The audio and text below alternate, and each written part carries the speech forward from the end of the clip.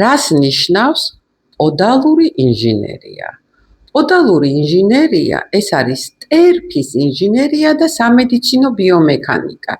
მოიცავს ტერფის კომპიუტერულ დიაგნოსტიკას, ინდივიდუალური ღაბაშების დამზადებას სხვადასხვა პათოლოგიის დროს და სპეციალური ვარჯიშების შერჩევას.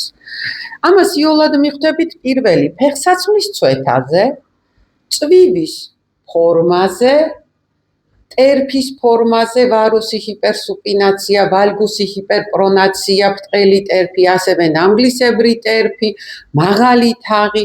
ღაბაშები გამოიყენება ასევე თანხმედრი დაავადებების დროს. ეს არის ვარიკოზი, ლიმფოსტაზი, ხერხემლის გამრუდება, კოქსარტროზი, გონარტროზი, ჰალუს ვალგუსური დეფორმაცია, ჩაქუჩისებრი თითი, მორტონის ნევრომა, აქილევსის ყესის სიმოკლე, დიაბეტური ნეიროპათია და ანგიოპათია.